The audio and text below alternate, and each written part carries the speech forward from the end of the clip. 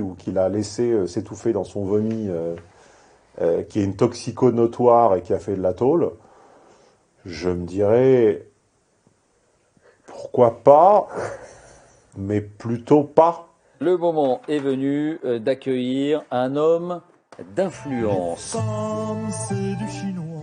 Comme le rappelait de manière très juste Stéphane Edouard. Moi, je suis pas dans la ligne dominante. Comment elle s'appelle, cette fille? Je suis pas incohérente, je suis juste dans ma logique à moi. Ah ouais, je l'ai niqué. Excusez-vous, jette pas la pierre, il a niqué. Il y a pas de... Déjà, je voudrais saluer mon ami Stéphane Edouard. Et ce fameux homme d'influence. Moi, je voudrais que Stéphane Edouard nous trouve une jolie petite et nous fasse un petit métis. Monsieur Spock, les femmes sur votre planète sont logiques. C'est la seule planète de cette galaxie où cela existe. Le niveau de misogynie est dément, en fait. Ah bah oui. Bon, les amis, la vidéo que je m'apprête à tourner, en compagnie d'Alain, le remplaçant du sosie officiel de Qui vous savez, est probablement celle qui m'a demandé, je peux pas dire le plus de travail, ça serait faux, mais en tout cas, qui m'a le plus fait souffrir pendant la préparation, tout simplement parce que j'avais volontairement écarté ou je tend à oublier un petit peu de la médiocrité humaine, hein, pour des raisons simplement de survie. Et là, la médiocrité avec ces gens-là vous saute au visage. Et encore, médiocrité, c'est presque un compliment à leur faire. Là, on est vraiment tout en bas. On est vraiment dans la lie, hein, ce qu'on appelle la lie de l'humanité. Pourquoi on dit la lie de l'humanité d'ailleurs? Ça vient de quoi? Du lit de vin, non? La lie du vin, le résidu au fond. Donc là, on est... même la lie du vin, ça serait trop gentil pour eux. On est vraiment dans le tuyau d'évacuation d'un entrepôt, quoi. Enfin, c'est vraiment... Donc, à ce titre, exceptionnellement, deux choses. La première, c'est que c'est pas une précaution oratoire, c'est vraiment un effort méthodologique. Je vais expliquer pourquoi le choix de cette vidéo, alors que d'habitude, je ne vous l'explique pas, je vous impose, entre guillemets, enfin, je vous propose et puis vous disposez des sujets, vous les regardez pas, partiellement, entièrement, mais c'est très rare que je vous explique pourquoi je choisis un sujet. Là, je vais le faire parce que ça me semble nécessaire. Et puis la deuxième chose, c'est que je vais rappeler aux observateurs un petit peu distraits que sur la longueur de l'histoire, il pourra nous arriver à Alain et à moi d'avoir un sourire ou d'être caustique, voire de faire une blague. Ça n'amenuise en rien et ça ne fait en rien de nous des êtres insensibles. Je vous dis et je vous répète, croyez-le ou pas, que cette histoire m'a beaucoup touché, qu'elle m'a beaucoup peiné, que j'ai passé une soirée épouvantable en creusant le dossier. J'ai passé 3 heures à restaurer la continuité chronologique de l'histoire et également à en voir un petit peu les enjeux et les points saillants. Dites-vous bien que j'ai pas rigolé du tout. La nuit est passée. Aujourd'hui, on fait une production visuelle dont il faut que ça soit un peu rythmé, dont il faut que ça soit un petit peu dialogué. Donc, si vous voyez un sourire ou quoi, encore une fois, remettez-le dans le contexte. Ça ne vous révèle rien de ce que je ressens et ce que je pense sur cette histoire qui est absolument dramatique. C'est simplement, comment dire, vous voulez pas que je vous la lise avec la larme à l'œil, hein. Donc c'était un peu un sourire au-delà de la tristesse, comme disait Cochet. Alors pourquoi j'ai choisi ce cas? D'abord parce que il confirme ce que je dis tout le temps, c'est-à-dire que les vraies victimes, hein, quand je vous explique le péril, quand je vous révèle ou quand je vous rappelle le drame des fausses victimes de viol et des fausses victimes d'agression en disant qu'elles nuisent principalement aux vraies qui le sont du coup plus crus ou moins crus ou plus difficilement crus, hein, selon la fameuse théorie de Pierrot le loup, ce que ta maman te racontait aussi, Alain, la Pierrot le loup qui crie au loup tout le temps et puis à un moment on vient plus. Bah, c'est le problème avec la multiplication des fausses déclarations et également avec ce biais journalistique consistant à laisser penser que la moitié de l'humanité, c'est-à-dire les femmes, devant une personne leur voulant du mal, en fait, on avait fait une ablation de leur discernement et qu'en fait elles étaient sidérées, qu'elles ne pouvaient pas réagir. Et j'ai toujours dit non, à partir du moment où on est majeur et où on est considéré comme tel et où on a un chéquier et le droit de vote, on doit être capable de savoir choisir entre le bien et le mal. Sinon, on n'est pas majeur, on est sous tutelle, d'accord? Donc il y a quelque chose qui ne fonctionne pas. Et j'ai dit par contre, ceux qui n'en sont pas capables parce qu'ils ne sont pas finis, anthropologiquement, l'humain naît trop tôt. Les animaux naissent beaucoup plus tard. D'ailleurs, un petit... vous regardez les vidéos d'animaux là, qui pullulent sur Internet, un petit zèbre, un petit bison, même un petit chiot, sans sa mère, bon, il n'a certes pas les meilleures chances de survie, mais il arrive qu'il survive. On en trouve parfois des animaux que les parents, ou même dans le règne animal, il arrive que les parents même abandonnent des animaux un petit peu faibles. Là, on n'est pas chez les humains, on n'a pas cette aménité sensible. Et il arrive que ces animaux, avec un petit coup de main du destin, survivent. Un enfant ne survit pas seul. C'est-à-dire, il dépérit. Voilà. Donc, anthropologiquement, l'être humain naît tôt, et il n'est pas capable, cognitivement, physiquement, physiologiquement, psychologiquement, tout ce que vous voulez, de protéger sa propre salubrité. Et là, par contre, là, je rigole plus du tout sur le sort réservé aux enfants, et là, ça en est malheureusement le dramatique exemple. Deuxième argument pour lequel j'ai choisi ce cas, j'ai souvent évoqué de façon un peu caustique le permis de faire des enfants, en se demandant s'il était souhaitable à la fois pour leur progéniture, mais à la fois pour le reste de la société, que les crétins congénitaux se reproduisent. Et d'ailleurs, on remarquera, on y reviendra, ce sera un argument, enfin une question que je soumettrai à votre sagacité. On n'a pas beaucoup de problèmes à prôner la castration chimique, c'est-à-dire à empêcher physiologiquement de se reproduire des agresseurs sexuels et des violeurs. Je pense que ça ne heurte personne, et à part leur avocat qui est payé pour le faire, personne n'a fondamentalement très envie de les défendre. On se demande rarement la même chose pour des femmes. Et là, on verra que sa propension, sa dilection à choisir des mauvais partenaires, à créer les conditions du malheur et à transformer la vie de ses enfants en calvaire de cette femme, puisque des assistantes sociales ont vu la petite Fiona avant sa disparition et on l'ont décrite comme un cadavre vivant. Est-ce qu'il est autorisé, sans blasphémer sa sacro-sainte divinité F, de se demander si le principe de castration ne peut pas être également appliqué à des mères comme ça? Je pose la question, je n'y réponds pas. Troisième raison pour laquelle je pense que ce cas est particulièrement pertinent, même s'il n'est, on va dire que il sort de notre contexte habituel, il en enfreint un petit peu les règles, il n'est pas aussi divertissant, c'est qu'il permet d'illustrer une théorie de sociologie super simple, qui est celle que l'on voyait en tout cas dans mon cursus à moi, sociologie des organisations, on voyait ça au premier cours. Enfin, il y avait un premier cours de présentation globale des auteurs, des références, des livres, et le premier vrai cours appliqué, c'était le dilemme du prisonnier. Tu en as déjà entendu parler? Non. Bon, ben voilà, je pense que certains d'entre vous le connaissent, d'autres ne le connaissent pas, donc ça sera une application réelle de ce qu'on apprend vraiment en premier mois, première semaine, premier jour de cours de sociaux, en tout cas dans certaines filières. Vous allez en voir l'application réelle et à la limite, si ce drame aura pu servir à ça, au moins, pourquoi pas. Ensuite, argument numéro 4. La quatrième raison pour laquelle je vous parle de cette affaire, c'est que les psychiatres invalident les journalistes. Quand je dis les psychiatres, ce sont les experts en général. Je ne dis pas qu'ils sont tous psychiatres, ne me reprenez pas sur chaque mot. Je sais que c'est la manie d'Internet de reprendre sur chaque mot. Et quand je dis psychiatre, ce sont tous les experts psychologiques de l'affaire. Aucun, je dis bien aucun, et encore une fois, j'ai bossé, c'est sourcé, il y aura des éléments, enfin je ne sais même pas si on pourra les lister, il y aura, je me suis tapé les 5 premières pages de Google.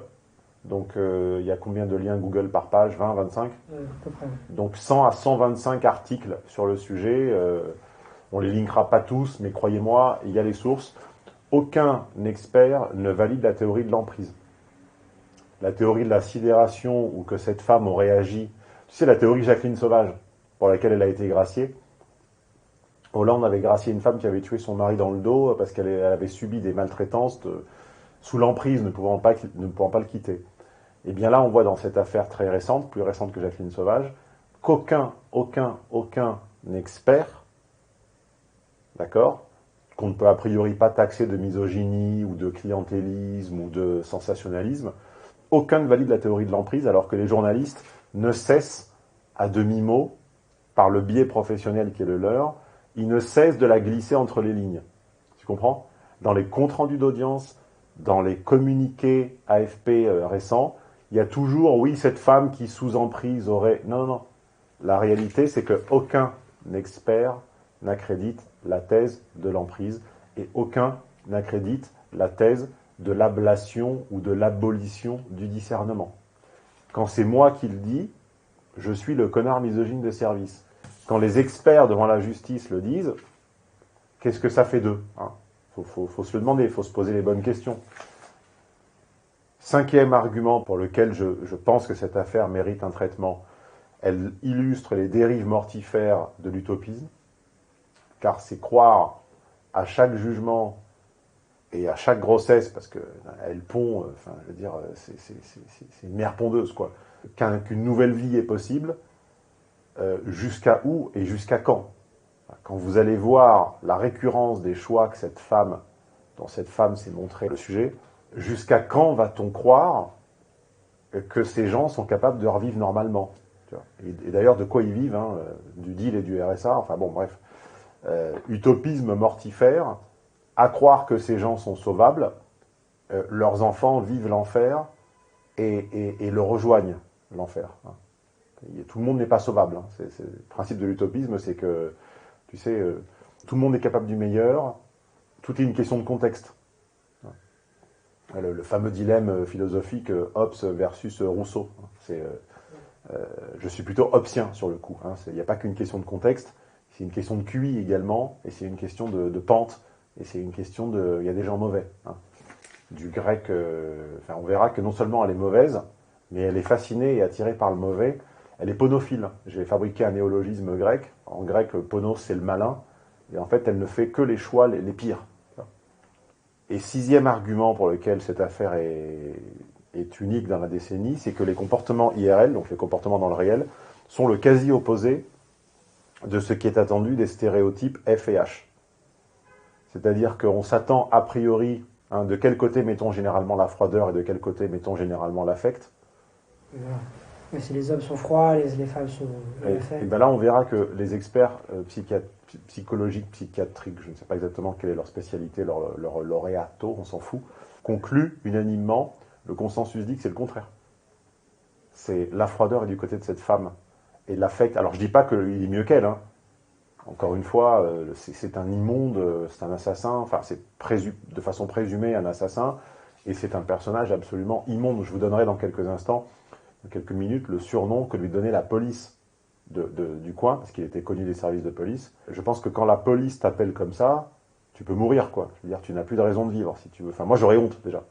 La honte me mortifierait. Et on verra que l'affect est de ce côté. Alors c'est un affect noir, c'est un affect sombre, c'est un affect tyrannique, despotique, violent et tout ce qu'on veut. Mais c'est quand même un affect. Alors que spontanément, un juré, complètement galvanisé et gangréné par l'idéologie LGBTiste, féministe, machin, aurait tendance de principe à mettre l'affect du côté de la femme. Et non, c'est le contraire. Chacun a pris le pire des deux stéréotypes. Hein, d'accord, l'un n'est pas mieux que l'autre. Vous allez entendre le pire de F et le pire de H. Et comme disait Luc Besson à une époque où il n'était pas encore trop con, où il faisait encore des films qui me plaisaient bien, bon après j'avais 18 ans, donc peut-être que là je jouais aussi. Tu sais, entre le Grand Bleu et Nikita, quand il a sorti Nikita, la presse lui a demandé, mais c'est quand même très sombre. Bon, c'était grand public, n'exagérons pas, c'est pas le film le plus sombre du siècle, mais on lui a dit, mais quand même, comment après un film sur l'amitié, le bleu, etc., vous pouvez sortir quelque chose d'aussi trash, d'aussi sombre? Il a dit, bah oui, mais dans la vie, il n'y a pas que le bleu, il y a le noir aussi. Donc on ne peut pas que rire, de temps en temps, il faut également regarder la part d'ombre pour comprendre le pire, en fait, de nos stéréotypes et s'en émanciper. Hein. Encore une fois, la différence entre l'homme et l'animal, c'est que l'homme, comme dit Camus, un homme, ça s'empêche. Quand il n'est pas sous substance toxique, évidemment. Un homme, ça s'empêche, même quand ça n'est pas... Il y a plein de parents qui ne sont pas autant... qui n'aiment pas autant leurs enfants qu'ils le prétendent, mais simplement, ils leur donnent l'éducation nécessaire jusqu'à 18 ans, où l'enfant... Les animaux, non. Un animal, c'est pas un homme, un animal, ça ne s'empêche pas. Quand un animal est embarrassé par sa progéniture, il la laisse, tu comprends. Pourquoi j'ai choisi ce cas? On l'a dit, les faits, d'accord? Je vais vous faire un bref rappel chronologique. Dès que les gens entendent chronologique, ils pensent qu'ils vont se faire chier, ils zappent. vous inquiétez pas, ça va être très très bref, mais il faut qu'on partage le même niveau de connaissance sur les faits, sinon ça ne sert à rien. Les 3 premiers jugements, car celui qui vient de tomber est le 4e, puis lui, son profil à lui, psychologique, puis son profil à elle. J'aurais bien dit honneur aux dames, mais enfin dans ces circonstances-là, je pense que c'est déplacé. Nous concluons par le petit exemple du dilemme du prisonnier, comme ça au moins vous pourrez tous dire que vous avez fait une demi-journée de cours de sociaux dans votre vie si vous connaissez le dilemme du prisonnier.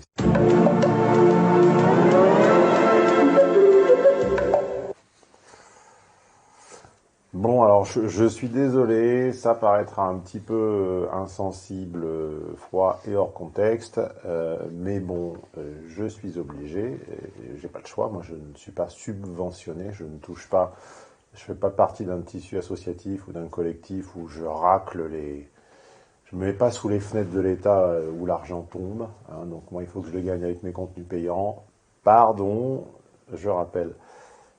Lundi, on est lundi, Alain, hein, c'est ça, en théorie, hein, ça sort le lundi, hein, ouais. Donc demain mardi, mercredi, jeudi et vendredi, c'est la fin des offres de Noël. Les offres de Noël, c'est le moment, si vous aimez ce que je fais comme ça en babillant de façon superficielle et gratuite, de vous plonger dans les contenus que je produis de façon beaucoup plus approfondie et sérieuse. Ça s'appelle les contenus payants, ça s'appelle les séminaires de Stéphane Edouard et ils sont en téléchargement immédiat avec une remise doublée, c'est-à-dire c'est pas 8% de remise, c'est 16, c'est pas 10, c'est 20, c'est pas 15, c'est 30, c'est pas 20, c'est 40, c'est pas 25, c'est jusqu'à 50%. C'est jusqu'à vendredi soir 25 décembre à minuit. Voilà. Écoutez, fallait la faire celle-ci. C'est fait, c'est fait.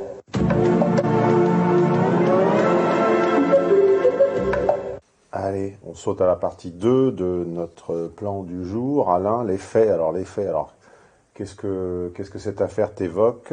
Un petit peu de triche, je l'ai prévenu la veille du thème, donc il s'est un petit peu renseigné.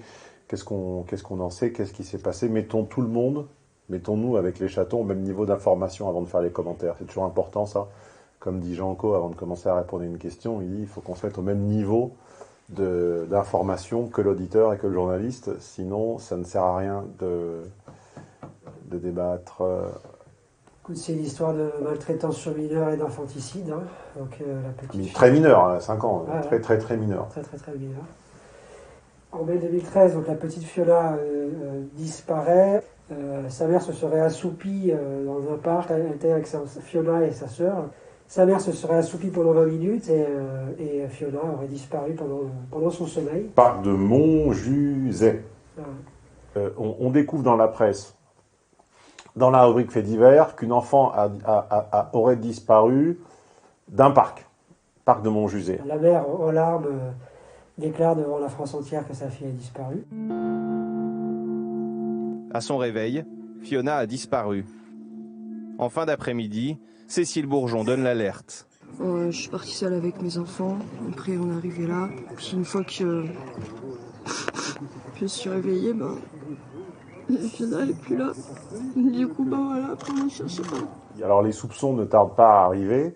Les enquêteurs se rendent en effet compte que le pyjama posé sur le lit de la fillette ne contient aucune trace de son ADN, ce qui voudrait dire donc qu'elle a pas récemment dormi dedans ou qu'elle n'y a jamais dormi ou qu'il a été lavé. Je ne sais pas si la machine à laver évacue tout ça. En tout cas, il y a quelque chose qui clochait et que la couette était un peu trop grande pour le lit. Voilà. Donc les enquêteurs ont il pulce all'orecchio, la puce à l'oreille, et quelques mois plus tard, donc en septembre, les deux là devant leurs incohérences, la mère et le beau-père. Hein. D'ailleurs, gardez-vous bien de sauter aux conclusions. Quand on entend beau-père, on imagine tout de suite, on a des présuppositions qui nous viennent sur l'auteur du meurtre. Gardez-vous de succomber à vos prédispositions, à vos présuppositions, c'est pas aussi évident que ça. Ils sont placés en garde à vue parce que les incohérences s'accumulent. Ils passent rapidement aux aveux. CF, dilemme du prisonnier, CF, dernière partie. La fille serait, je dis bien serait parce que c'était la première version, décédée sous les coups de lui, donc de son compagnon. la mère aurait menti pour le couvrir, donc le compagnon. Lui avait déjà une version... ils n'étaient pas en total antagonisme au début, ils n'étaient pas totalement orthogonaux comme on dirait maintenant.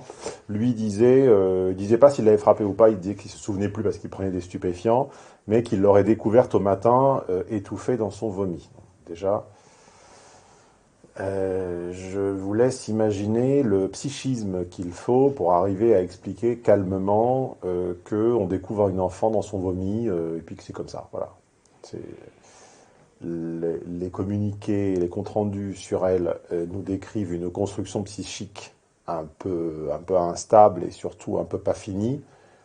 Je dirais que finie à la pisse, hein, c'est ce qu'on disait quand on était jeune.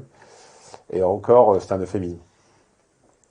Lui aussi, hein, à aucun moment ne croyait que je dédouane un des deux parents. Au contraire, si je jugeais cette affaire, les deux auraient un sort bien pire encore que celui qui leur a été désigné, octroyé, celui qui a été décidé pour eux. Même si je pense qu'en tôle, le beau-père a pas dû forcément bénéficier d'un accueil très bienveillant. Je crois que les violeurs d'enfants sont pas forcément les bienvenus. Alors en plus, dans ces conditions-là, avec la couverture médiatique qu'il y a eu, etc., s'il n'a pas été à l'isolement, je pense qu'il a dû sentir des rapprochements assez conséquents. En fait, il aime bien la violence, donc manifestement, il a dû apprécier. Oh, on est caustique, mais c'est terrible. Alors, en octobre 2013, le couple est mis en examen et incarcéré. Des investigations seront ordonnées dans l'historique Google des deux. Et on retrouvera des mots-clés relatifs à. Alors, qu'est-ce qu'on retrouvera comme mots-clés dans les recherches Google de Cécile Bourgeon et Berkane Makhlouf dans les jours qui ont précédé la disparition de la petite Fiona? Je suis vraiment... j'ai rarement été aussi touché par un fait divers. Alors, j'ai rarement passé 3 heures à reconstituer la chronologie d'un fait divers, mais rien que le fait d'avoir dit son prénom, j'ai la photo de l'enfant et... ça me fait un petit labyrinthe dans l'intestin. Là. Donc on retrouvera des mots-clés relatifs aux disparitions d'enfants, aux femmes battues, et à, ça commence par un I, c'est en 6 lettres, le truc avec lequel rien n'a jamais rien à voir. Pas d'amalgame 500, tout ça. L'islam. Donc évidemment... ceci n'a rien à voir avec l'islam. D'ailleurs, comme je le souligne là dans mes notes, rien n'a jamais rien à voir avec l'islam, même l'islam lui-même. Les derniers, alors mai 2014, c'est-à-dire 6 mois plus tard, une dernière séquence de fouilles est diligentée sur la base des instructions des deux camés, là, des deux toxicos, qui évoquent vaguement le lieu où il l'aurait enterré. La fille n'est jamais retrouvée. Alors, quelques petits éléments de contexte pour vous empêcher, ou en tout cas pour vous convaincre de ne pas vous laisser aller à votre pente et à ne pas forcément aboutir à des conclusions trop hâtives. Quelque chose qui va vous surprendre, et la source, elle est loin d'être complotiste, puisque c'est le journal 20 minutes, hein, tout simplement. Donc, c'est une des chapelles du progressisme. Sur les 325 condamnations pour infanticide prononcées entre 1996 et 2015, donc sur les 20 dernières années, sur les 20 années qui précédaient les faits, à ton avis, combien sont l'œuvre de femmes et combien d'hommes? Combien de fois c'est la maman et combien de fois c'est pas la maman? Je crois que c'est pour les femmes, c'est 70%, je crois, des femmes. Tu le savais ou ouais, je l'avais lu. C'est 70%.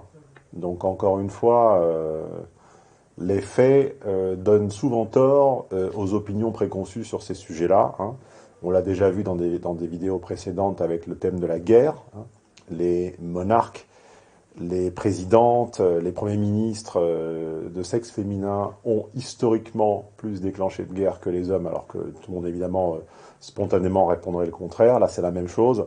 On imagine les enfants malheureusement condamnés sous les coups du beau-père, et c'est quand même plus souvent la mère des infanticides. Et oui, la réalité est abjecte, la réalité est triste, mais encore une fois, n'en veuillez pas aux messagers. Moi, je fais le taf en fait, mais je n'y suis pour rien. Les gens, souvent les QI à 2 chiffres, ont cette tendance un petit peu qu'on a quand on est gamin au cinéma à ne pas aimer l'acteur. Tu sais, dans un dessin animé ou une comédie musicale ou même un film, quand on est enfant, la construction psychique n'est pas finie. On ne dissocie pas le comédien du personnage. Donc quand il y a un mauvais rôle à l'écran, on sort, on le hait viscéralement. Tu vois, on le croiserait, on lui jetterait des pierres. Avoir un psychisme fini, c'est être capable de distinguer l'acteur du costume et le costume du rôle. Et encore une fois, ça a l'air évident, mais je lis dans les commentaires des gens, ou quand je ne fais que, encore une fois, tout ce que je dis est appuyé, sourcé et pensé, et on pense que comme ça, je sortirais des inanités, comme si j'étais un abruti, ce qui est en réalité la même preuve de déficience de QI. C'est-à-dire, vous ne m'aimez pas parce que la réalité que je vous présente ne vous plaît pas. Bon, bah, en même temps, moi je compatis parce que ça ne doit pas être facile de vivre avec un QI à 2 chiffres. Déjà, avec un QI à 3, la vie n'est pas évidente, alors je suis désolé pour vous, en fait. Les 3 premiers jugements, le 4e jugement vient de tomber. En 2016, le premier, qui est très intéressant parce qu'il est totalement asymétrique, avait conduit à 5 ans d'emprisonnement pour elle, hein, la maman Cécile Bourgeon. C'était la cour d'assises du Puy-de-Dôme, 5 ans d'emprisonnement et retrait d'autorité parentale, pour non-assistance à personne en danger, recel de cadavres, modification de scène de crime et dénonciation mensongère de crime. Elle avait néanmoins, et c'est pour ça que la peine avait été relativement légère pour elle, été acquittée pour les violences ayant entraîné la mort. C'est-à-dire que le jury, à l'époque, avait décidé, ou avait jugé, pléonasme, que la maman ne pouvait pas être l'auteur du ou des coups, de la ou des gifles ayant entraîné la mort. Et lui avait pris combien en 2016? Je ne l'ai pas noté. 2016, il est condamné à 20 ans. 20 ans. Donc 5 ans, 20 ans. Le ministère public fait appel. 2 ans plus tard, ils sont jugés de nouveau. Et là, ils prennent 20 ans chacun. Hein. Aller-retour, pif-paf. À la cour d'assises de la Haute-Loire. Ils se pourvoient sur les conseils de leurs avocats en cassation. Le jugement en cassation est cassé. Et il est cassé pourquoi? Pour toujours les mêmes conneries, c'est-à-dire des vices de procédure.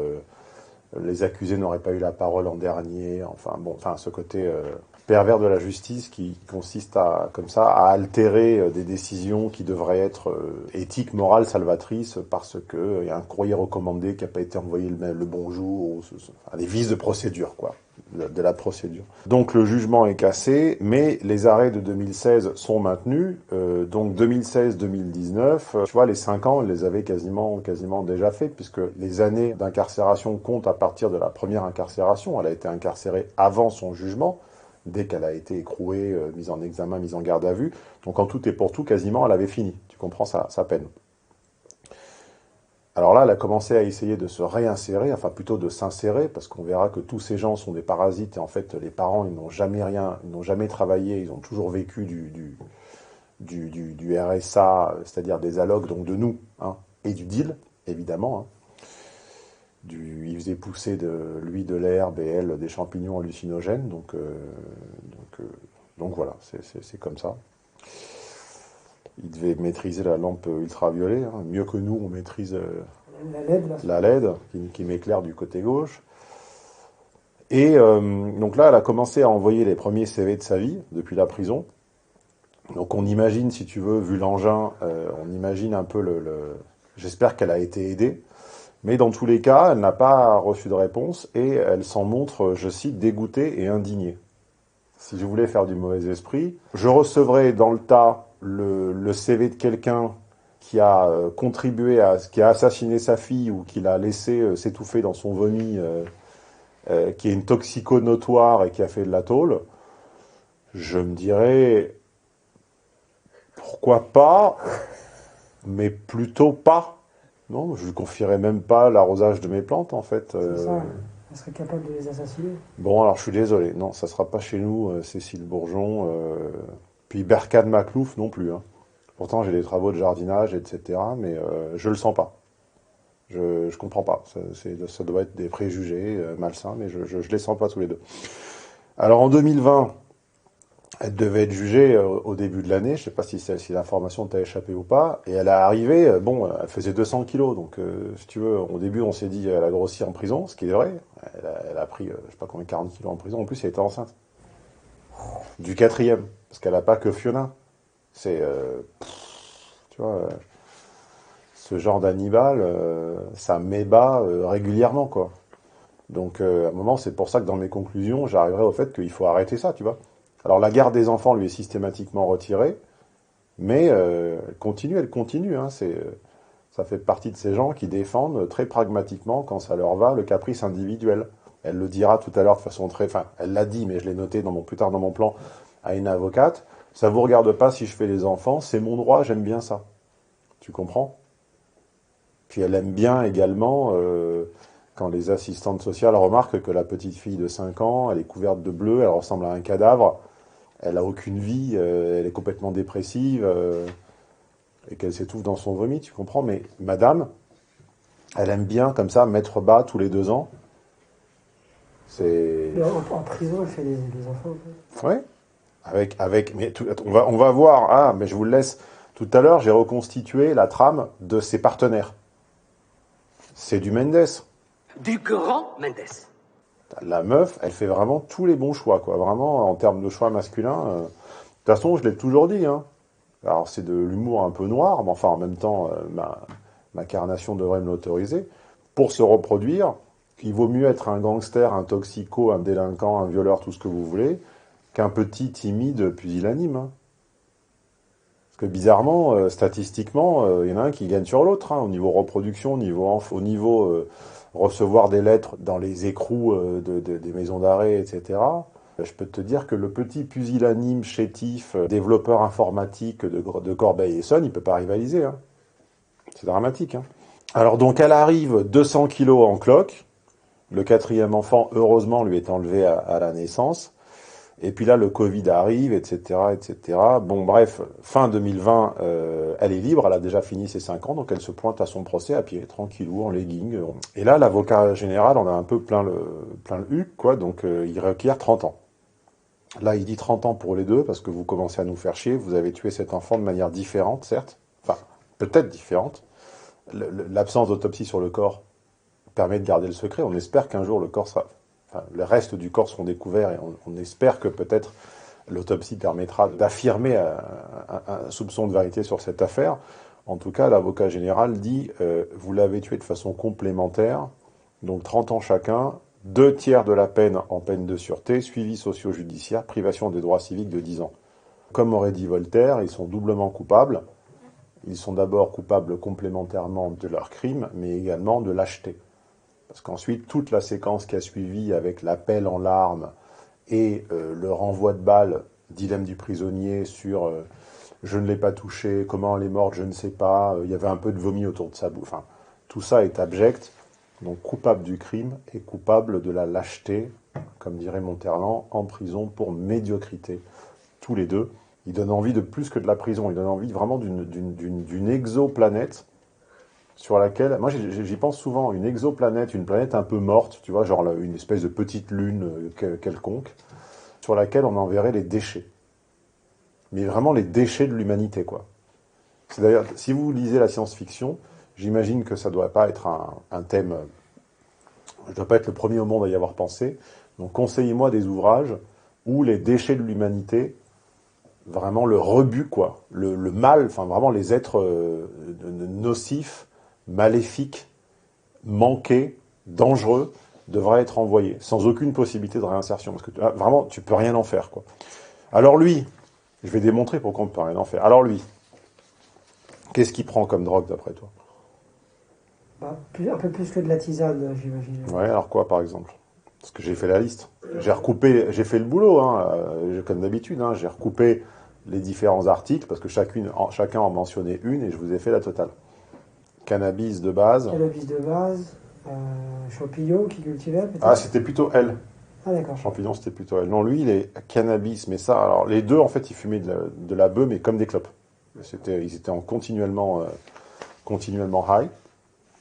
Et après, cocaïne plus ammoniac, héroïne, méthadone, Subutex, Xanax. Ça m'a rappelé un peu ma voisine du deuxième, dont j'avais déjà raconté que je voyais ces boîtes de Xanax dans les poubelles, et qu'elle nous a fait faire une petite descente de police à minuit, il y a un mois ou deux, avec son petit copain qui tapait à la porte.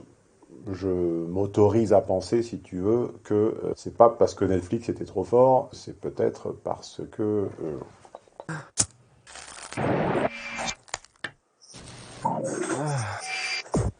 Alors, ce qui est très important de comprendre, c'est que, encore une fois, c'est vrai avec lui, mais c'est encore plus vrai avec elle, les experts sont unanimes, pas de maladie mentale. Oui, ils sont dépendants, ils sont camés, ils sont tout ce que tu veux, mais ils n'ont pas de maladie mentale susceptible d'alterner leur discernement. Donc, quand ils expliquent ne pas être en mesure de retrouver l'endroit, ne pas s'en souvenir, ne pas savoir ce qui s'est passé cette nuit, etc., ça peut être de la faiblesse ou un état second, mais leurs discernements ne sont pas altérés, donc ils sont responsables de leurs faits, de leurs actes, pléonasmes, et de leurs paroles. Donc quand ils disent « je refuse de répondre » ou « je ne sais pas », c'est pas une part de leur esprit qui est complètement ailleurs. En tout cas, les experts sont d'accord. Donc en dépit de cette absence de maladie mentale, lui se montre systématiquement incapable de donner son emploi du temps précis. Et pour expliquer comme ça qu'il n'a pas de notion du temps ni de l'orientation, il dit oui, j'expulse les mauvais souvenirs, je ne garde que les bons. Alors manifestement, ça doit être comme une carte SD avec une toute petite mémoire pour les mauvais souvenirs, puis il doit vider la corbeille très fréquemment, parce qu'au niveau des bons, j'imagine que ça ne va pas lui prendre beaucoup de place. Très important, il est incapable de ressentir la souffrance de l'autre. C'est-à-dire, il manque de cette qualité typiquement humaine et de cette forme d'intelligence dont je parle tout le temps dans les vidéos, dans les séminaires depuis 15 ans, que j'appelle, ça commence par un E. Empathie. L'empathie. L'empathie, c'est comprendre une situation par les yeux de l'autre et ressentir les émotions de l'autre. Alors, chez nous tous, elle est bornée par notre propre entendement.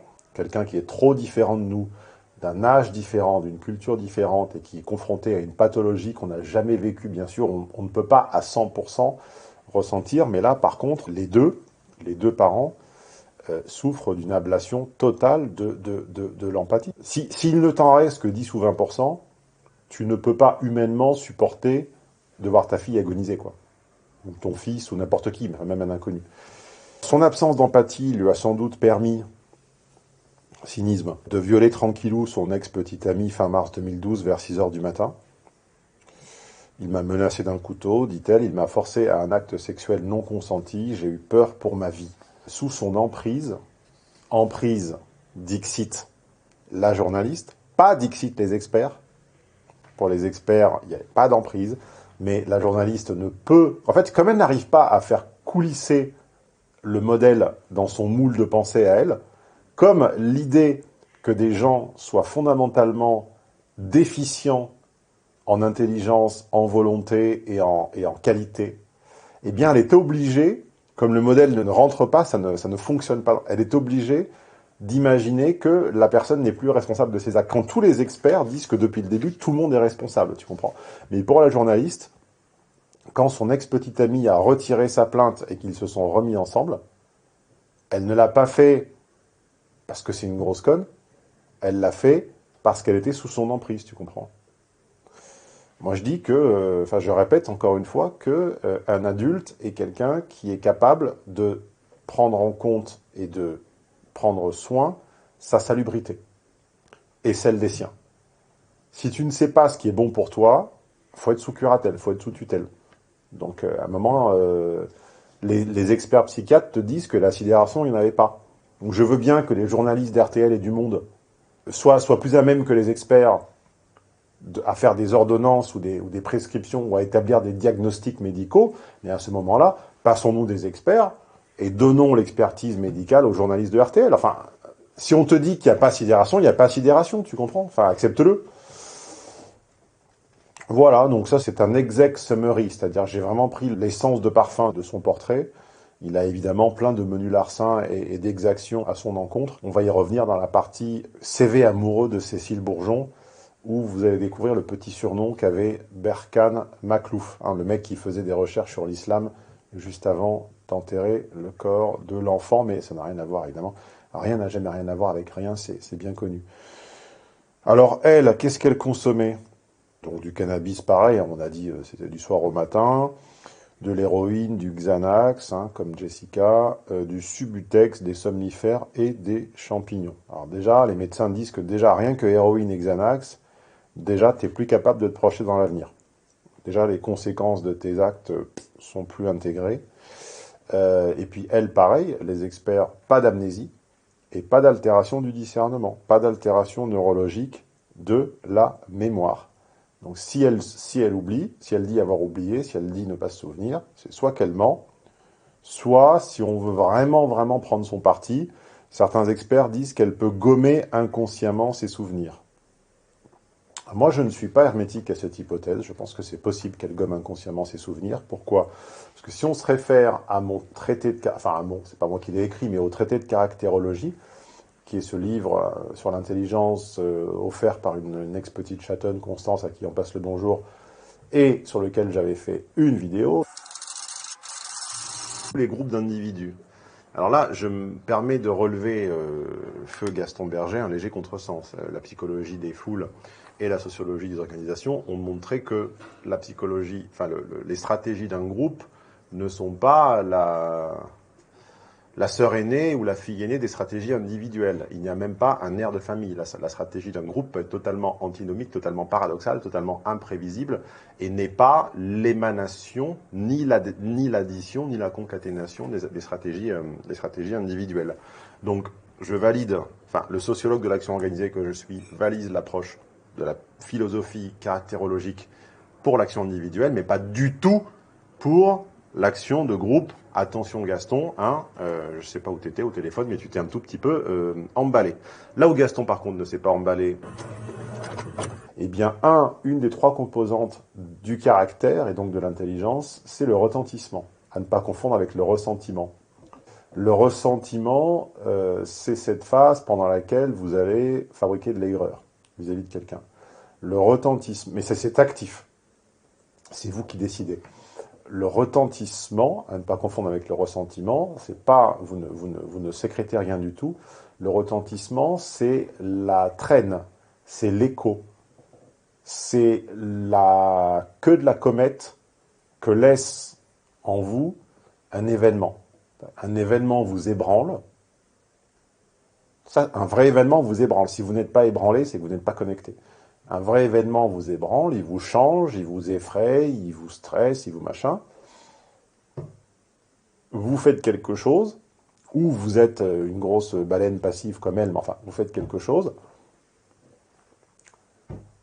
L'événement se termine dans les faits, le dossier est classé administrativement, ou médicalement, ou scolairement. Mais ça ne veut pas dire que en vous, c'est terminé. En vous, restent des traces. En vous reste un écho, qui n'est pas la mémoire, la capacité de retracer ce qui s'est passé chaque jour. C'est une queue de comète, donc un logarithme inversé. Et en fait, la longueur du retentissement, c'est-à-dire le nombre de mois ou d'années pendant lesquels un événement continue de vibrer en vous, comme dirait Nietzsche, avoir suffisamment d'étoiles en soi pour faire danser la vie, eh bien, le temps pendant lequel un événement continue d'être vivant en vous et de vous émouvoir est une forme de caractère, dirait Gaston Berger, ou une forme d'intelligence, dirait Stéphane Edouard. Et les gens autour de Sand QI, je dis pas les sous-hommes, les animaux comme ces deux crétins là, comme ces deux monstres, c'est même pas des crétins, c'est des monstres, mais les gens moyens, médiocres, ont, par rapport aux gens plus fins, plus subtils, plus intelligents, désolé de dire le mot, hein, c'est ségrégant, c'est discriminant, mais enfin ça existe aussi comme ça. Si l'intelligence n'existait pas, le mot n'existerait pas, tu vois. Eh bien, les gens moyens, en fait, ferment très vite les dossiers. C'est-à-dire que dès que c'est fini, le fait de réévoquer l'événement avec eux, ils vont te dire non mais c'est bon, passe à autre chose, c'est fini, c'est rangé, et ils vont même s'enorgueillir de leur capacité à passer à autre chose. Alors qu'en réalité, tu n'as pas à t'en enorgueillir parce que c'est plutôt une lacune en fait. Petite anecdote personnelle, bon écoutez, c'est la fin de l'année, acceptez que je raconte des anecdotes personnelles, ou barrez-vous, ou faites fast forward.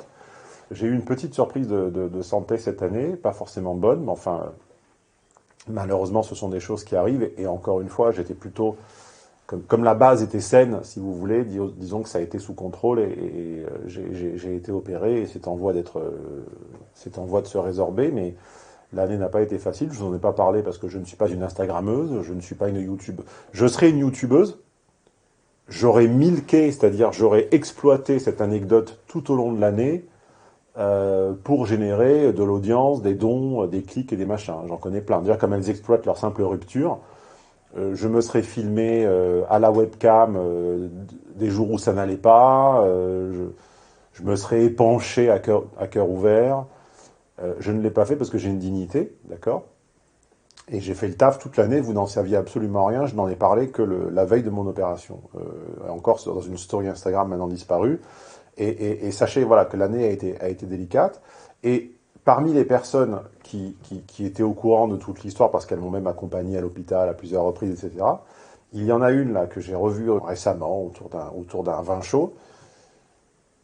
Et j'ai vu qu'en fait, alors qu'elle était partie intégrante de l'histoire, qu'elle m'a accompagné plusieurs fois à des examens, à des contrôles, même à rencontrer le chirurgien dont je pensais initialement que ce serait elle qui m'opérerait, eh bien, cette amie-là, maintenant que l'opération est passée, que c'est sous contrôle et que ça va mieux, le simple fait d'avoir réévoqué le dossier, alors qu'on a un an on a un an de queue de comète en commun, j'ai bien vu que immédiatement sa réaction était oui non mais n'y pensons plus, ça c'est super bien, ça s'est bien fini, bien passé, et je voyais bien qu'en fait il y avait plus de traces.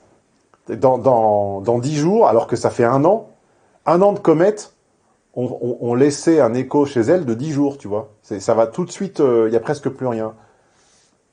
Moi cette année 2020, parce que j'ai pas eu que le Covid, ça a été salé si vous voulez. Surprise de santé, Covid je l'ai pas eu, mais des proches l'ont eu. Procès, l'issue du procès, contrôle fiscal, problème de santé, j'ai tout eu si tu veux en 2020. Mais rien que l'histoire de santé, qui est en train de se résorber, la queue de la comète, j'en ai pour au bas mot 6-8 mois. Je le vis tout le temps en fait. Et faites le test, pensez à des amis, pensez à des gens, de différents caractères, de différentes intelligences, et vous verrez que ceux qui s'enorgueillissent de refermer très vite les dossiers sont ceux qui peuvent le faire parce qu'il n'y a pas de place en fait dans la mémoire. Il n'y a pas de, tu vois, il n'y a pas de tissu. Ça clôt parce qu'il n'y a pas de place sur la carte mémoire. Ça sort par le bas, ça va à la corbeille. Donc pas d'amnésie, pas d'altération neurologique, mais un gommage inconscient des souvenirs que les experts n'attribuent pas à une carence en intelligence. Oui, moi je dis que c'est ça. C'est simplement que quand tu es vraiment con, l'effet comète ne se produit pas ou est très abrégé. En tout cas, pas de maladie mentale. Mais comme lui, les experts ont conclu les experts ont conclu à une absence pathologique d'empathie. Mais vraiment pathologique. C'est-à-dire une incapacité à ressentir la souffrance de l'autre. Alors, j'ouvre une autre. Je m'en fous aujourd'hui, j'ouvre tout, les portes, les fenêtres, les parenthèses. Moi, j'ai connu quelqu'un comme ça, je fréquentais une femme il y a quelques années qui m'avait frappé par son absence d'empathie et ça m'a presque glacé en fait. Ça m'a totalement désintéressé et glacé puisque nous étions à la plage en Vendée, sur une plage en Vendée, et je reçois un appel comme ça d'un ami dont la femme malheureusement avait eu pour le coup, une très très grave opération, rien à voir avec moi. Là, vraiment, elle avait vraiment eu des kystes cancéreux et on avait dû malheureusement lui ôter des organes, pas vitaux, mais très, très liés à sa féminité. Enfin, vraiment une horreur. Enfin, vraiment une des pires nouvelles, si tu veux, qui puisse t'arriver. Et bien sûr, donc moi je raccroche de ça, j'étais ébranlé, c'est-à-dire que j'avais un sentiment vrai, qui n'était pas que là, mais... Et donc, je sais qu'ils ne se connaissaient pas, mais je me sentais obligé d'en toucher 2 mots à la fille avec qui j'étais, tu vois. Et donc, je lui dis, écoute, voilà, tu les connais pas, mais c'est un bon ami à moi, sa femme, vraiment... Et bien sûr que l'empathie a des limites. Bien sûr qu'elle n'allait pas larmoyer sur une personne qu'elle n'avait jamais vue. Mais je sais même pas si elle a eu un mot, quoi. Vraiment, je sentais que physiquement, il y avait une inaptitude à ressentir quelque chose qui n'était pas dans son petit cercle direct composé de sa mère, elle, sa tante et son copain, quoi. Et ça m'avait absolument glacé.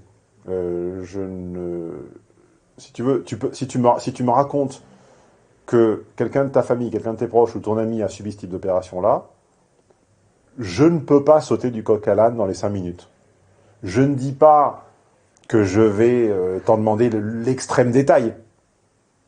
Mais je ne peux pas enchaîner ma phrase d'après comme ça. Ça, c'est une absence pathologique d'empathie. D'ailleurs, la preuve en est, c'est qu'elle a jamais pleuré sa fille. Tous les témoignages sont unanimes, que ce soit les amis, les experts, les surveillants de prison, les compagnons de cellule ou le beau-père, on ne l'a jamais vu pleurer sa fille. Alors, sur l'aspect discernement non altéré et c'est pas un petit mouton blanc, les anciennes amies confirment, je cite, elle n'est pas manipulable, elle sait très bien où est le corps. D'ailleurs, elle disait qu'elle irait le chercher dès sa sortie de prison. Hein. Donc, les experts l'ont décrite comme influençable, mais les amis comme non manipulable. Cette contradiction d'apparence saute tout de suite quand on connaît mon concept de femme Lego. En fait, elle a le pire de F, c'est-à-dire que c'est pas qu'elle est influençable, c'est qu'en fait, elle est informe.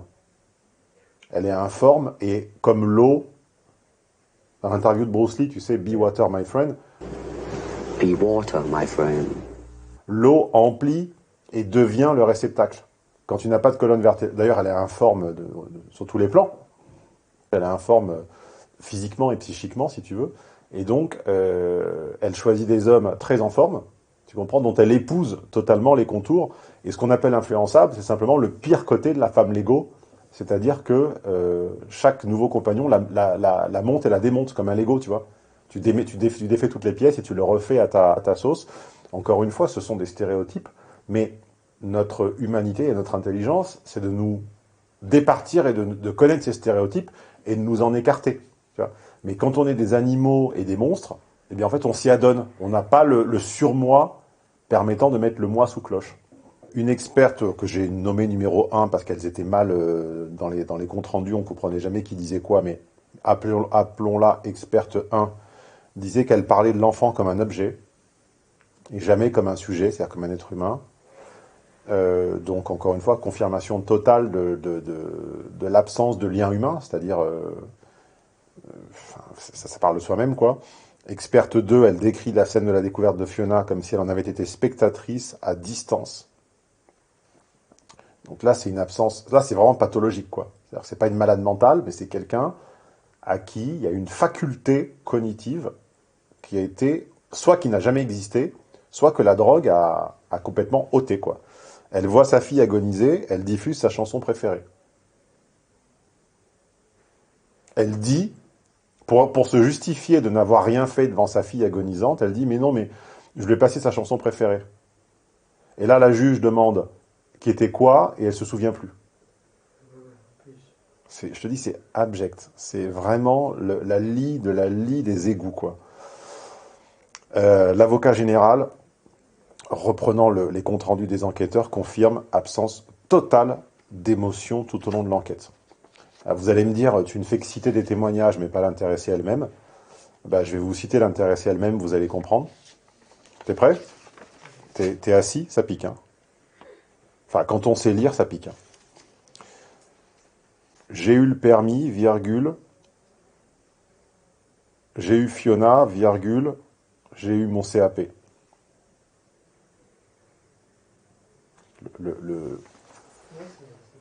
En fait, le résumé de son adolescence et de sa post-adolescence, c'était des étapes, tu vois, dans lesquelles, au sein desquelles, il fallait devenir femme-mère.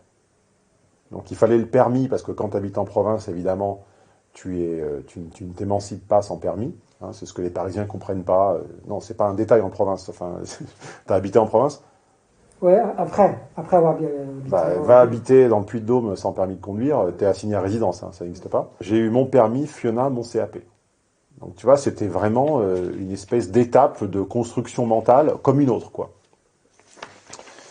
Et a-t-elle dit à une avocate de façon agressive, dit le compte rendu, j'aimerais bien avoir d'autres enfants, un autre bébé, j'aime bien les enfants, je vois pas le mal, c'est ma vie, je fais ce que je veux, personne ne pourra me l'interdire. Ah ben, je crois que si, en fait. A-t-elle déclaré agressive à l'avocate qui l'interrogeait sur le sujet ? Il faut bien comprendre que quand on critique les travers d'une époque, ce n'est jamais en dernière instance pour mettre en garde les gens intelligents. Parce que les gens intelligents, comme je passe mon temps à l'expliquer, développent les anticorps qui les mettent naturellement, qui les défendent naturellement contre les travers d'une époque. Quand je mets en garde contre l'aporie de la justice à deux vitesses ou le blasphème féministe ou ces choses-là, les gens intelligents s'en préservent. Encore une fois, ils ont des anticorps, ils sentent l'empire arriver, ils sentent les injonctions arriver, et leur qualité humaine leur fait dire là, la pente est un peu simple, c'est un peu raide, ne t'y adonne pas, pense, résiste. Mais pas les cons, pas les monstres et pas les animaux. Donc, un des travers de notre société, c'est le caprice individuel. C'est-à-dire qu'au titre que tu serais majeur et que tu auras un compte bancaire, ni l'État, ni le clergé, ni l'école, ni la morale, ni rien ne peut t'empêcher d'accéder à ce que tu le souhaites, donc ce qu'on appelle les défenseurs du caprice individuel. Mais les gens intelligents y résistent. Ils y échappent. Les gens sains et structurés savent que si leur caprice les pousse à aller se taper un gosse en Thaïlande, ils vont pas le faire, tu comprends? Pas tous, bien entendu. Sauf celui à qui vous pensez qu'on ne nommera pas. Mais les gens intelligents savent faire comme Camus, c'est-à-dire s'empêcher. Les monstres, non. Et donc c'est pour ça que l'idéologie est dangereuse. Les déciles les plus basses du QI ne peuvent s'empêcher de pousser à fond ce qui est possible. Donc tu dis à cette femme, physiologiquement, vous pouvez vous reproduire, elle continuera de se reproduire. Elle en est déjà à 4. Hein. Experte 1. Cécile Bourgeon est incapable d'avoir une personnalité. Elle est capable de dire tout et son contraire sans souci de cohérence. Oui, ben ça c'est ce qu'on appelle A et non A. Sauf que normalement, quand on est fini psychiquement et pas à la pisse, on sait contrôler son A et non A et on le borne. De temps en temps, on se laisse aller et on raconte une histoire, effectivement, où je vous ai déjà parlé de mon ex. Aujourd'hui, je me livre, hein, je me balance aujourd'hui. Je vous ai déjà parlé de mon ex qui m'expliquait qu'elle ne pouvait pas apprendre l'italien parce que... Enfin, que c'était dur d'apprendre l'italien parce qu'elle avait des restes d'espagnol et que ça se ressemblait trop. Ça me dit le contraire, d'ailleurs, pour apprendre l'italien. Et puis bon, non, mais ça se tient jusque-là. Pourquoi pas? Et un jour, on va à Palma de Majorque et je lui dis, bon, bah écoute, pour une fois, je parle pas du tout la langue, donc impressionne-moi, quoi, vas-y, fais-nous entendre ce bel espagnol. Et puis elle dit, ah, mais j'arrive plus parce que maintenant, je parle un peu l'italien. Non. Si. Non, mais vous imaginez pas tout ce que j'ai entendu. Bah, quand tu as connu beaucoup de femmes, t'as entendu beaucoup de choses, mais comme les femmes qui ont connu pas mal d'hommes ont également vu les travers du logiciel masculin, A et non A, et surtout, se délivrer de l'impératif de cohérence, c'est un vice féminin, mais que normalement tu tiens sous contrôle, auquel tu ne t'adonnes pas à 100%, bah, sauf quand tu es fini à la piste, quoi. L'experte 2 dit qu'elle prend la couleur de l'autre, de l'endroit où elle se trouve. C'est un être informe, quoi. C'est-à-dire que vraiment, tu la poses dans une pièce carrée, elle devient un cube, quoi. Même à l'audience, tu vois, elle était passive, je cite, engloutie, je cite, dans un pull informe, je cite, elle s'endormait. Quand je te dis qu'une exoplanète, la meuf, on parle, ces 30 prochaines années se jouent potentiellement, on parle de la disparition de sa fille, la meuf, elle dort. Tu veux réinsérer ces gens où? Tu veux les faire quoi? Tu les veux où? Au bagne. On va leur faire des travaux comme... non, Je suis pas sûr qu'en termes de travaux physiques, enfin, la meuf, elle fait 200 kilos, elle est sous Subutex, bon. Donc, je disais un être inconstant, informe, dont la seule constante est la ponophilie. Hein, de ponos en grec, mal, malin. Alors là, c'est ma partie préférée dans le glauque, entre guillemets. Il faut tout entendre en antiphrase. Hein. Quand je dis préférée, c'est qu'en fait, c'est la pire. Donc là, on va faire son CV amoureux. Et puis après, on fait le dilemme du prisonnier, puis après, c'est terminé. Alors, son CV amoureux. 15 ans. Elle rencontre Nicolas Chafoulet. Je ne révèle rien de secret, c'est dans la presse. Hein. Alors, paraît-il avant 15 ans, mais encore une fois, j'en ai pas eu confirmation sur tous les articles. Son papa, triste sire, triste père, lui aurait fait une Christine Angot.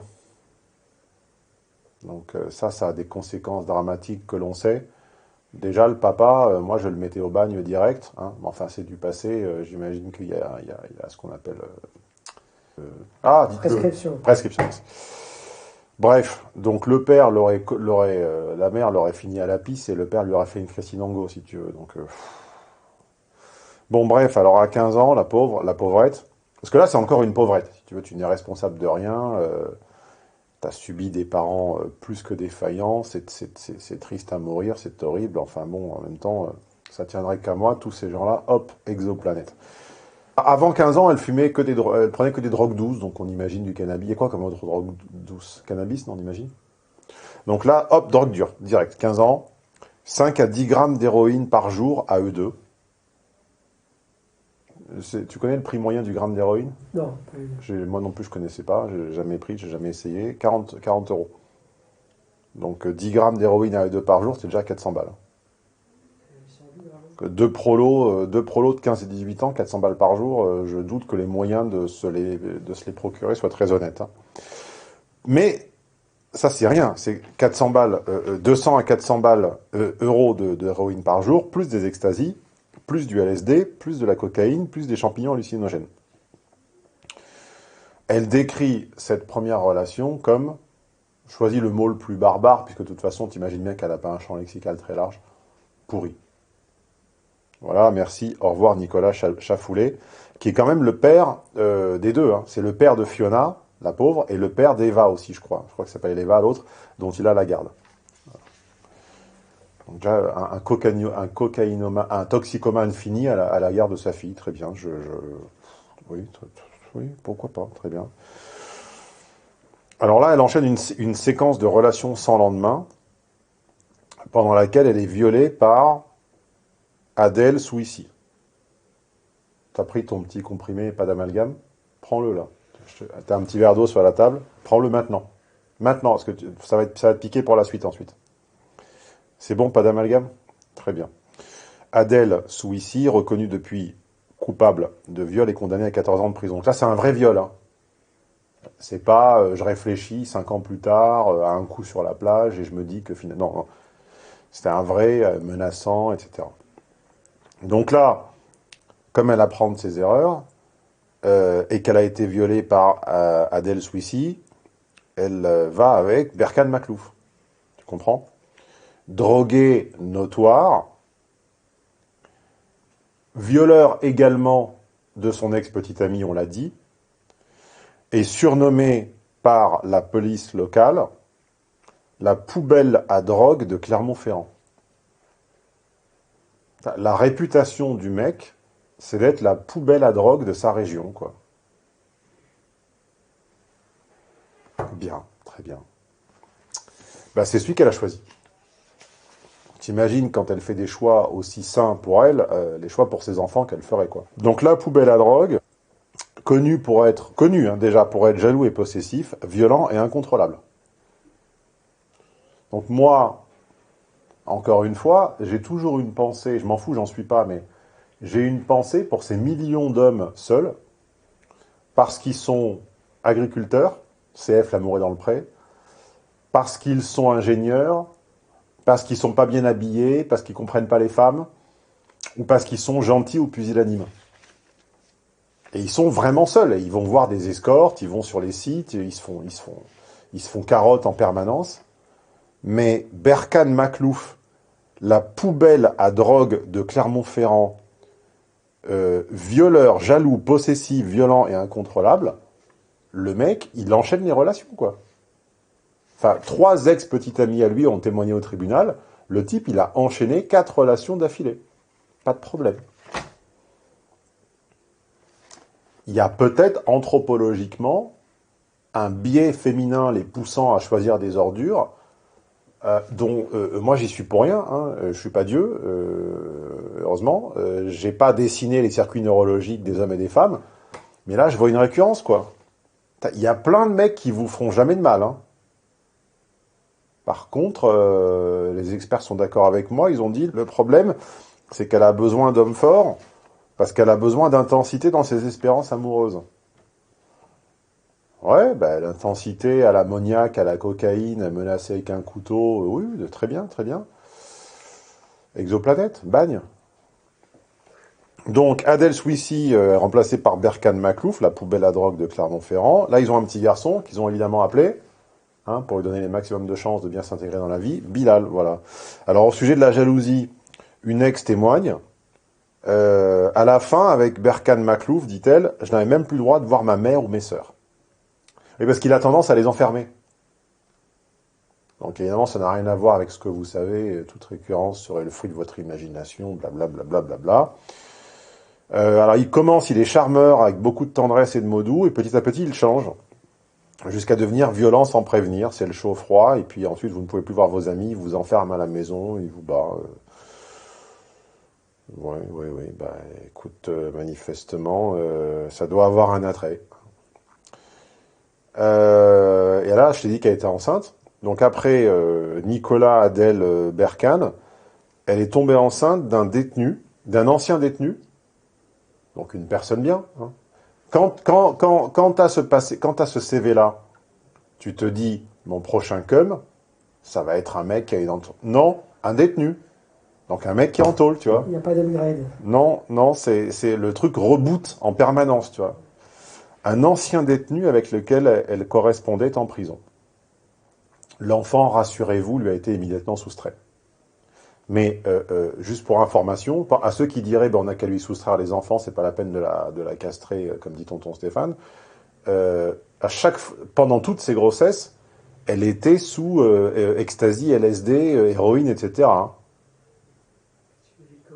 Donc déjà, tu as déjà vu une vidéo d'une clope d'une femme enceinte sur l'enfant, tu vois le nourrisson qui tousse, etc. Une clope, hein. Je te laisse imaginer ce que le nourrisson mange cognitivement avec des parents qui ont un QI à 2 chiffres et qui prennent 5 ou 6 drogues dures par quantité de 5 à 10 grammes par jour. Je te laisse imaginer les bienfaits cognitifs sur l'enfant. Et alors, ce qui est intéressant également, avant le dilemme du prisonnier, aucun enquêteur n'a mobilisé ma thèse, mon petit concept qui était pourtant parfait, qui était femme-mère, femme-enfant. Elle est devenue mère trop tôt, vous l'avez entendu dire dans des centaines de mes études de cas. Et résultat, elle a fini avec le type qui a reconstitué l'étape qui manquait, c'est-à-dire l'étape femme. Hein. Qu'est-ce qu'elle dit de Berkane Maklouf? Avec lui, je me suis découverte femme. Et oui. C'est pas grave de ne pas faire les étapes dans l'ordre. Par contre, il faut comprendre que c'est comme le dévoiement. Quand vous prenez quelqu'un qui l'a pas vécu, cette étape, il va la vivre un jour, avec ou contre vous. Ben là, c'est pareil. Hein. Normalement, dans la construction psychique, puisqu'on dit tout le temps qu'elle est incomplète et pas finie, il y a enfant, CF, analyse transactionnelle, Emmanuel Berne, je crois qu'il s'appelle, l'inventeur, je ne l'ai pas adapté à ma sauce. Tu es enfant, tu es adulte et tu es parent. C'est-à-dire, tu es enfant, homme, papa, ou enfant, femme, maman. Et si, pour des raisons de stupidité ou de malchance ou de viol ou quoi, tu fais enfant, papa ou enfant, maman en sautant l'étape, tu as, par réflexe anthropologique, tu as quelque chose en toi où l'étape sautée va couver. Soit tu as un surmoi, tu es fini psychiquement, et tu mets sous cloche ce qui couve en te disant je ne le vivrai pas, j'ai fait un choix, j'ai voulu des enfants, soit t'es Cécile Bourgeon, et à un moment, l'homme qui va te faire sentir femme va préempter les enfants. Et les enfants vont devenir des gènes, vont devenir des êtres bruyants, coûteux, ennuyeux, et en fait, tu vas les enfermer et tu vas les laisser complètement végéter, voire peut-être même psychiquement souhaiter leur disparition. Et puis après, comme t'es pas vraiment fini et que tu fais aucun choix définitif, donc la femme n'est plus mère, donc ça lui manque, donc elle en refait un autre. Tu comprends? La logique du monstre, quoi. C'est vous qui me l'avez soumis au début, je voulais pas m'y plonger, je suis ravi que vous l'ayez fait. Je suis ravi d'avoir réussi à retracer une espèce de cohérence maléfique chez ces gens. Et concluons avec l'exemple du dilemme du prisonnier, comme ça tout le monde aura au moins appris quelque chose, et puis ça sera une femme peut-être un petit peu moins abjecte que la nature même de ces gens. Alors, et puis c'est exactement ce qui s'est passé en plus. Alors, dilemme du prisonnier, premier cours de socio des orgas à Sciences Po, première demi-journée. Alain, nous sommes tous les deux suspects d'un délit, d'accord, et il n'y a pas de preuve. Donc la justice va chercher à obtenir de nous deux, on nous sépare, on nous empêche de nous téléphoner, on nous empêche de nous rencontrer, on nous empêche, on nous maintient, on nous séquestre, on nous met en examen, on nous incarcère, et on nous dit, on sait tout, donc balance ton copain, tu auras une remise de peine. Et on dit ça aux deux, d'accord? Les propositions chiffrées sont les suivantes. Si personne se balance, je laisse à tout le monde le temps de se concentrer parce que je sais que les gens écoutent de façon distraite d'une oreille, donc il faut le temps que tout le monde se rassemble. Si tu refuses de me balancer et si je refuse de te balancer, on prend la peine minimale, d'accord? Il y aura quand même une petite peine parce que on suppose qu'on a fait une connerie, mais on prend la peine minimale de 1 an. Si je te balance et que tu ne me balances pas, tu prends 10 ans et je prends rien. Si tu me balances et que je te balance pas, je prends 10 ans et tu prends rien. Et si on se balance tous les deux, on prend 10 ans tous les deux.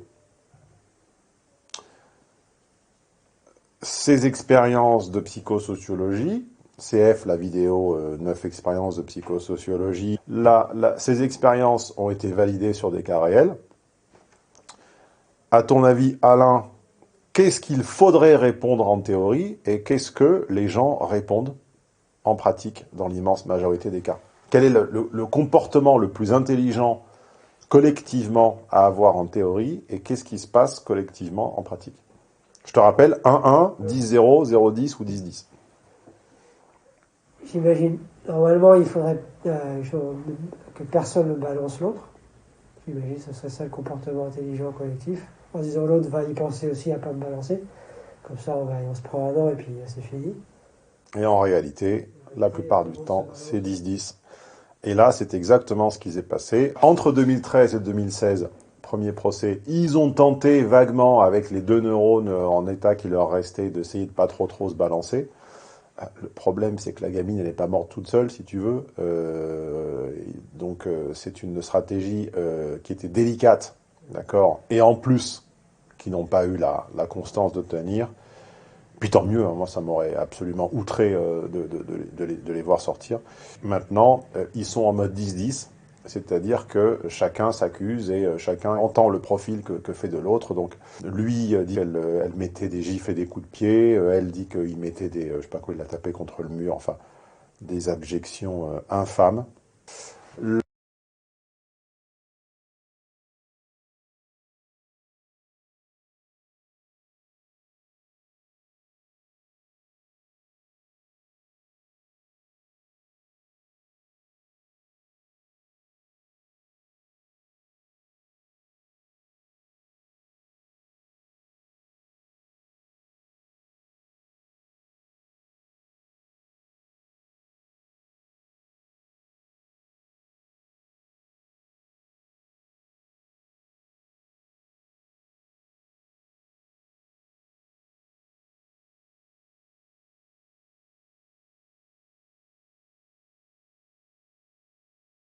La déviance collective, c'est d'accuser l'autre quand on sait que c'est probablement la pire issue pour les deux. Là, on parle de théorie. En pratique, je suis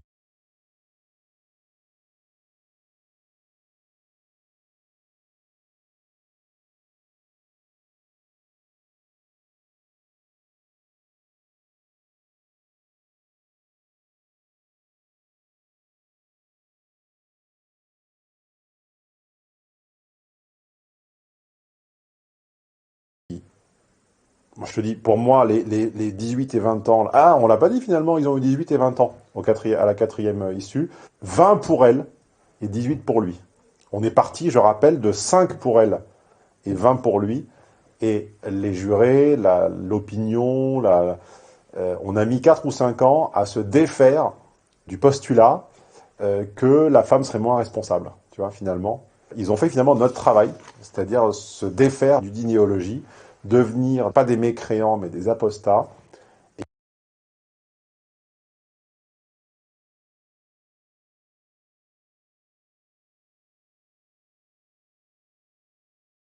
et arriver à raisonner sereinement. Ce qui donne dans tout ce drame un peu d'espoir, ce qui veut dire que ce qu'on fait